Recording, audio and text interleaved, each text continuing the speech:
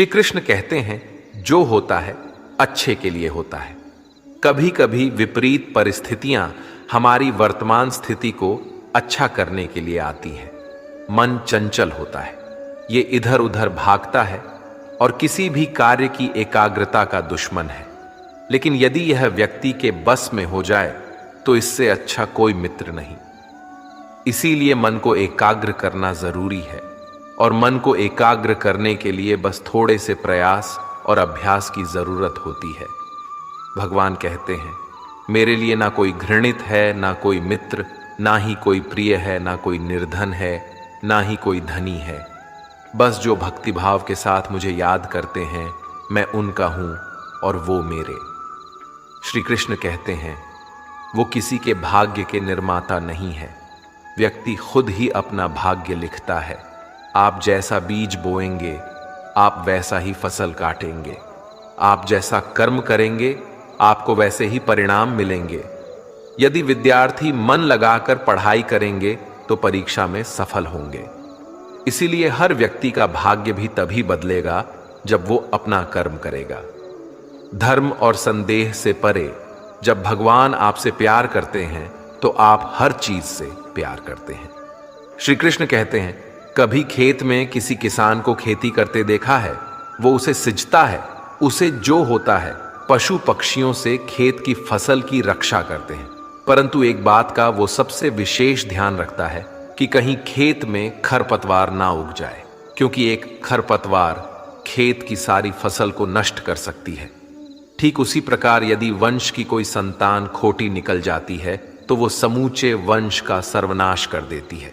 इसीलिए संतान के लालन पालन में विशेष ध्यान देना आवश्यक होता है, क्योंकि संतान वो फसल होती है जो वंश के आने वाले समय को महान बना सकती है या फिर वंश का पतन कर सकती है। श्री कृष्ण कहते हैं, व्यक्ति को सदैव बुराई से बचकर रहना चाहिए।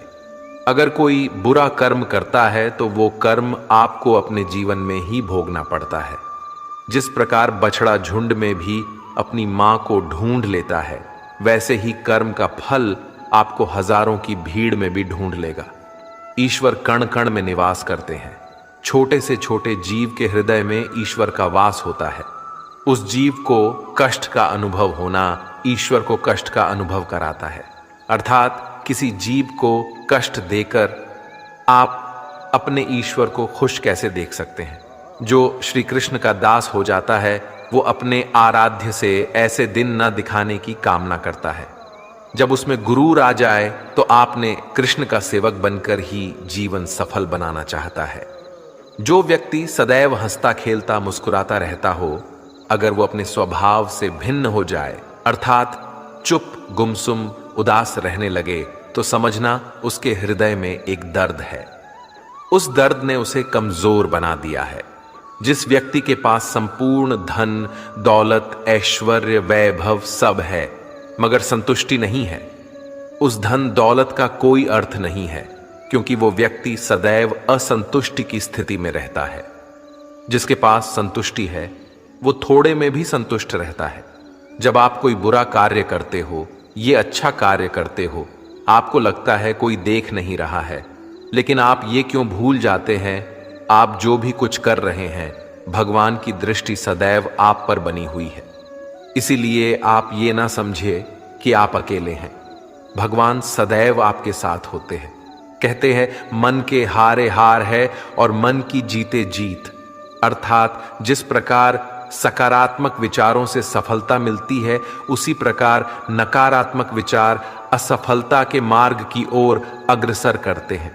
क्योंकि जैसा हम सोचते हैं वैसा ही हम बन जाते हैं, और अपने विचारों के माध्यम से ही हमें नकारात्मक और सकारात्मक परिणाम मिलते हैं।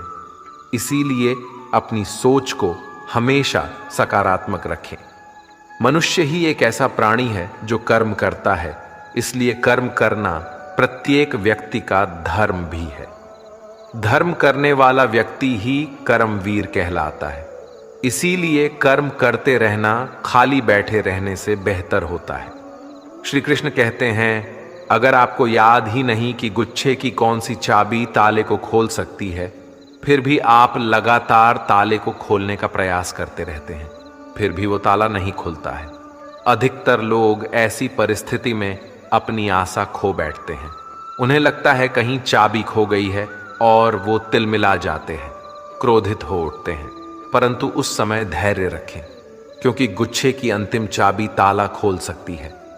कुल्हाड़ी का अंतिम प्रहार वृक्षों को काट के गिरा देता है, परंतु क्या सत्य में कुल्हाड़ी का अंतिम प्रहार वृक्षों को काट कर गिरा देता है?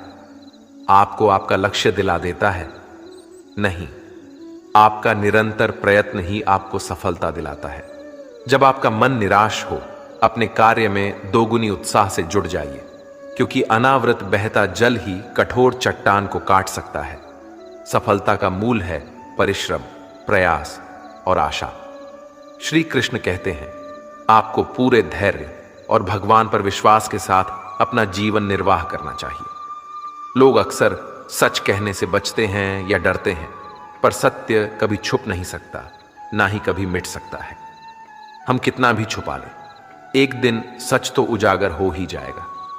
इसलिए जो बात सच पर आधारित हो, उसे कहने या मानने से कभी नहीं डरना चाहिए।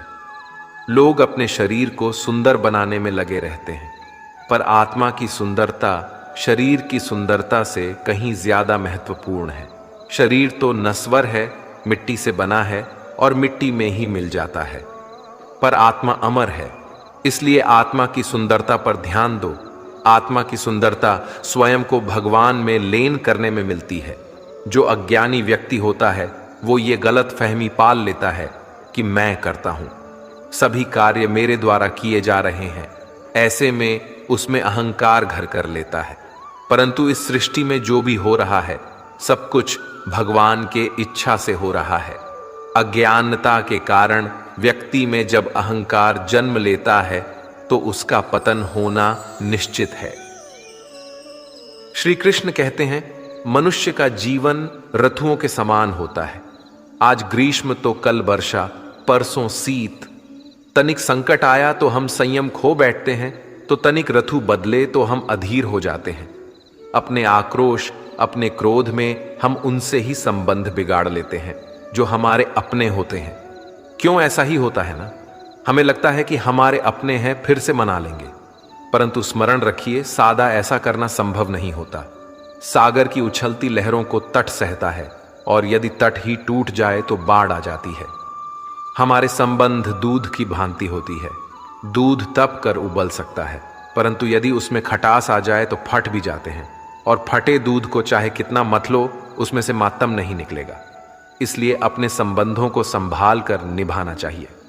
श्री कृष्ण कहते हैं, जो व्यक्ति अपने अहंकार से भारी हो जाता है, जिसमें अभिमान भर जाता है, वो उस पत्थर की भांति हो जाता है, जो भारी होने के बावजूद भी नदी की धारा में डूबकर अपना अस्तित्व खो देता है।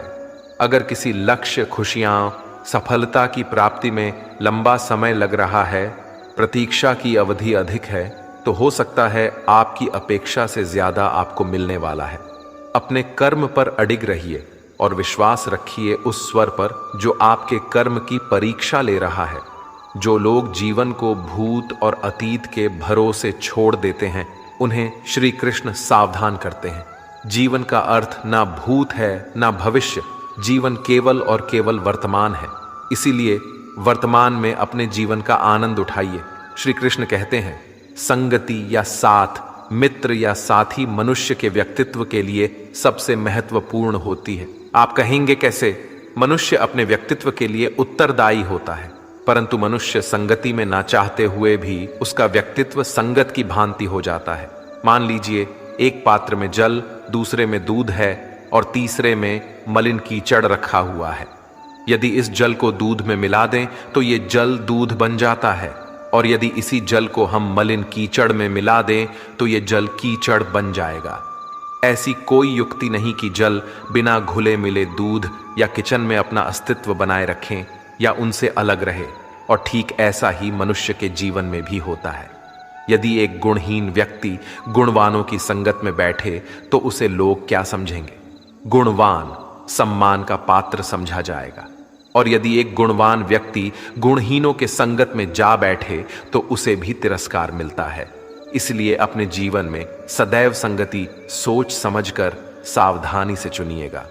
श्री कृष्ण कहते हैं, वो सब कुछ करो जो तुम्हें करना है, लेकिन लालच से नहीं, अहंकार से नहीं, वासना से नहीं, ईर्ष्या से नहीं, बल्कि प्रेम, करुणा और भक्ति के साथ। श्री कृष्ण कहते हैं, नरक के 3 द्वार हैं, काम, क्रोध और लोभ। जो व्यक्ति कामी प्रवृत्ति का होता है, जिसके मन में लोभ होता है और जो अत्यधिक क्रोधी स्वभाव का होता है, उसके लिए नरक के द्वार सदैव खुले होते हैं। अर्थात ऐसे व्यक्ति को तो सिर्फ नरक में ही जगह मिलती है। मनुष्य सब कुछ चाहता है, पर सब कुछ उसे नहीं मिल सकता। आपको जो नहीं मिला उसके लिए पश्चाताप मत करो, और जो आपसे खो गया, जो आपसे अलग हो गया, उसके लिए निराश भी मत हो। भगवान कहते हैं, मैं सभी प्राणियों के हृदय में स्थित आत्मा हूं। मैं ही सभी प्राणियों का आदि, मध्य और अंत हूं। समय एक सा नहीं रहता। आज दुख है तो कल सुख भी आएंगे, और सुख के बाद दुख आना भी स्वाभाविक है। श्री कृष्ण कहते हैं, मनुष्य भी बड़ा विचित्र प्राणी है। अपने से नीचे के स्तर के लोगों को हीन की दृष्टि से देखता है, उनका उपहास उड़ाता है, उनसे बार बार कहता है कि तुम्हारा कुछ नहीं हो सकता, तुम भविष्य में कुछ नहीं कर पाओगे। जब मनुष्य के पास धन, संपत्ति, मान सम्मान होता है तो दूसरों का आदर नहीं करता, परंतु वो एक बात भूल जाता है कि उससे भी अधिक शक्तिशाली कोई अस्तित्व में है, और वो है समय। समय अपना चक्र कब बदलेगा ये कोई नहीं जानता। समय अपनी करवट कब लेगा ये कोई नहीं जानता। कोयला भी समय के साथ हीरे में परिवर्तित हो जाता है। इसीलिए जीवन में कभी भी किसी का उपहास नहीं उड़ाना चाहिए। श्री कृष्ण कहते हैं, निस्वार्थ कर्म को अपने जीवन में अपनाइए। जो विधाता की लेख में होता है उसी का फल हमें मिलता है। विधि के विधान को स्वयं ईश्वर भी नहीं टाल सकते।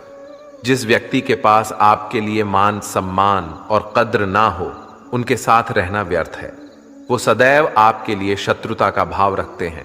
ऐसे व्यक्तियों के साथ रहने से उत्तम है आप अकेले रहे। इस जीवन में अधिक सरल होना भी अनुचित है। जो सरल और सीधे स्वभाव का होता है, लोग उसका अनायास फायदा उठाते रहते हैं। अच्छी किस्मत के लोग थोड़ा भी बुरा होने पर भगवान को कोसते हैं, और बुरी किस्मत के लोग थोड़ा भी अच्छा होने पर भगवान का स्मरण और धन्यवाद करते हैं। प्रभु अपने भक्तों की सदैव परीक्षा लेते रहते हैं। इस परीक्षा में भक्तों को अनेकों कष्टों का सामना करना पड़ता है।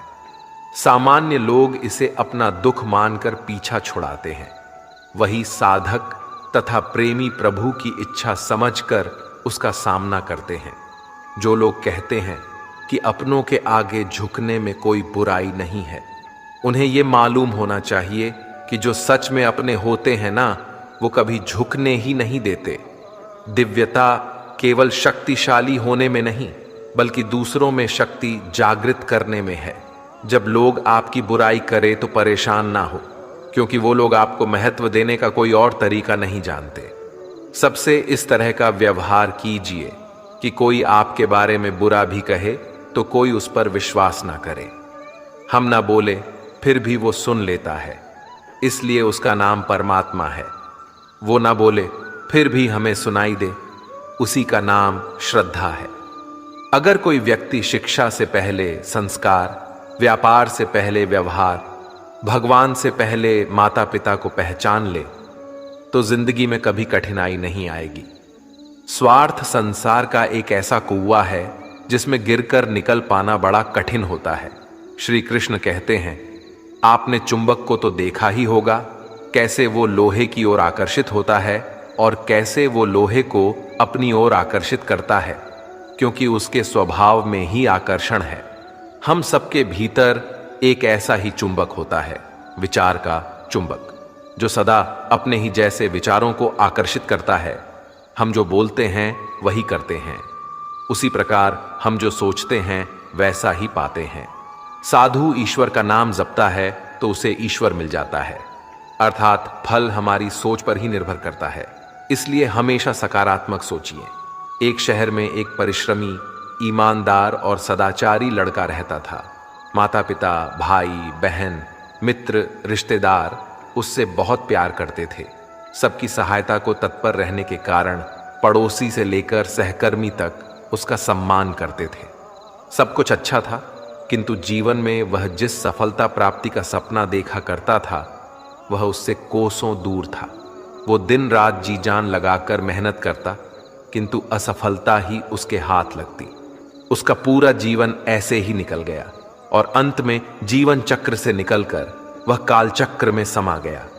क्योंकि उसने जीवन में सुकर्म किए थे, इसलिए उसे स्वर्ग की प्राप्ति हुई। देवदूत उसे लेकर स्वर्ग पहुंचे। स्वर्ग लोक का अलौकिक सौंदर्य देखकर हुआ मंत्र मुग्ध हो गया और देवदूत से बोला, ये कौन सा स्थान है? देवदूत ने बोला, ये स्वर्ग लोक है। तुम्हारे अच्छे कर्म के कारण तुम्हें स्वर्ग में स्थान प्राप्त हुआ है। अब से तुम यहीं रहोगे। ये सुनकर लड़का खुश हो गया। देवदूत ने उसे वह घर दिखाया जहां उसके रहने की व्यवस्था की गई थी। वह एक आलीशान घर था, इतना आलीशान घर कि उसने अपने जीवन में कभी नहीं देखा था। देवदूत उसे घर के भीतर ले गया और एक एक करके सारे कक्ष दिखाने लगा। सभी कक्ष बहुत सुंदर थे। अंत में वह उसे एक ऐसे कक्ष के पास लेकर गया जिसके सामने स्वप्न कक्ष लिखा हुआ था। जब वो उस कक्ष के अंदर पहुंचे तो लड़का ये देखकर दंग रह गया कि वहां बहुत सारी वस्तुओं के छोटे छोटे प्रतिरूप रखे हुए थे। ये वही वस्तुएं थे जिन्हें पाने के लिए उसने आजीवन मेहनत की थी, किंतु हासिल नहीं कर पाया था। आलीशान घर, कार, उच्चाधिकारी का पद और ऐसी बहुत सी चीजें जो उसके सपनों में ही रह गए थे। वह सोचने लगा कि इन चीजों को पाने के सपने मैंने धरती लोक में देखे थे, किंतु वहां तो मुझे मिले नहीं। अब यहां इनके छोटे प्रतिरूप इस तरह से क्यों रखे हुए हैं? वो अपनी जिज्ञासा पर नियंत्रण नहीं रख पाया और पूछ बैठा, ये सब यहां इस तरह, इसके पीछे का क्या कारण है?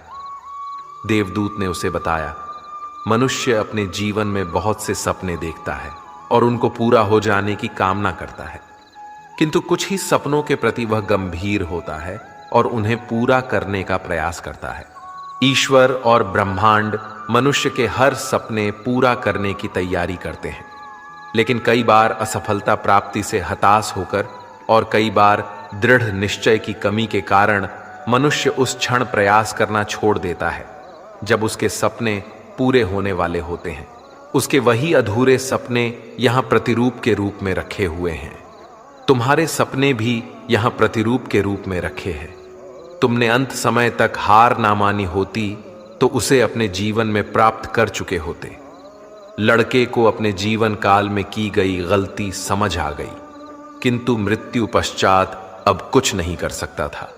इस कहानी से हमें यही सीख मिलती है कि किसी भी कार्य को पूर्ण करने की दिशा में अगर आप आगे बढ़ रहे हैं तो उसे दृढ़ निश्चय के साथ कीजिए। चाहे कितनी भी मुश्किलें क्यों ना आए, चाहे कितनी बार भी असफलता का सामना क्यों ना करना पड़े, अपने सपने को पूरा करने की दिशा में तब तक प्रयास करते रहेंगे जब तक वो पूरे नहीं हो जाते हैं। अन्यथा समय निकल जाने के बाद ये मलाल रह जाएगा कि काश मैंने थोड़ा प्रयास और किया होता। अपने सपनों को अधूरा मत रहने दीजिए। दृढ़ निश्चय और अथक प्रयास से उन्हें हकीकत में तब्दील करके ही दम